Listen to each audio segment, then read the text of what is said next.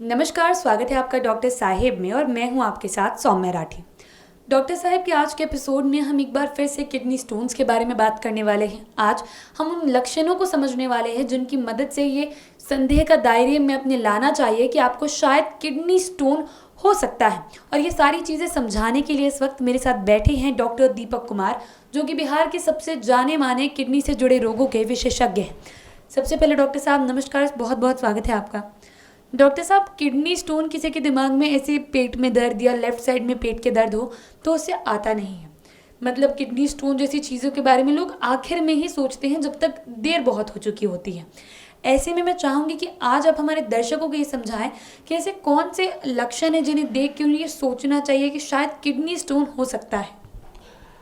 हाँ, जैसे आपने अभी बताया कि सबसे ज़्यादा मरीज को कभी कभी ऐसा भी हो सकता है कि किडनी का स्टोन हो भी और उसे पेन ना हो, तो ये सबसे कॉमन सिनारियो होता है। दूसरी बात, अगर किसी पेशेंट को किडनी में स्टोन है तो वो किडनी के स्टोन के पोजीशन के हिसाब से पेन अलग अलग जगह पे मैनिफेस्ट कर सकता है। जैसे मोस्ट कॉमन साइट जहाँ पे किडनी के स्टोन के कारण पेन हो सकता है वो हमारे पेट के पिछले हिस्सों में, रीढ़ की हड्डी के जस्ट नीचे वर्टिब्रल कॉलम के दोनों साइड में पेन का लोकेशन होता है। तो अगर किसी मरीज को पेन हो रहा है इस दोनों जगह पे, तो ये किडनी से रिलेटेड स्टोन का फीचर हो सकता है। स्टोन का लोकेशन बहुत इंपॉर्टेंट होता है। अगर किडनी के सब्सटेंस में अगर स्टोन है और अगर वो पेशाब के रास्तों में अवरोध पैदा नहीं कर रहा है तो ये पेन नहीं भी काउज कर सकता है, अनलेस एंड अनटिल अगर स्टोन का साइज काफ़ी बड़ा ना हो गया हो। किडनी से पेशाब बनने के बाद पेशाब के अलग अलग रास्तों से होते हुए ये बाहर की ओर निकलता है, जैसे यूरेटर, फिर ब्लाडर, फिर यूरेथ्रा।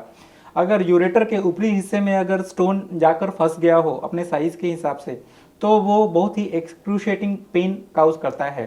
पेन कभी कभी ये जो मैंने लोकेशन बताया फ्लैंक रीजन, वहाँ पे भी रह सकता है, या फिर वहाँ से जो पेन है वो नीचे की ओर रेडिएट भी कर सकता है।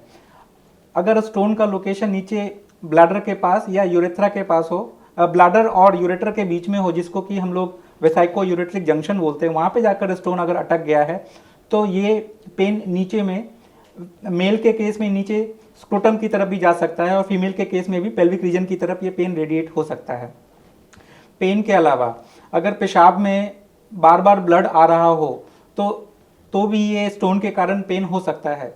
इसके लिए हम लोगों को पेन आए तब तक रुकना नहीं चाहिए। अगर पेशाब में कलर चेंजेस हो रहे हो तो बिल्कुल रूटीन इन्वेस्टिगेशन ऑफ यूरिन बिल्कुल कराना चाहिए। दूसरी बात कि स्टोन का साइज मैटर करता है। स्टोन नॉर्मली अगर 0.5 सेंटीमीटर का स्टोन यानी 5 मिलीमीटर से कम का स्टोन होता है, तो अगर मरीज़ कम से कम 4 से 5 लीटर पानी पिए तो ज़्यादा चांसेस है कि वो स्टोन समय रहते ऊपर से नीचे की ओर अपने आप पेशाब के थ्रू बाहर आ जाता है।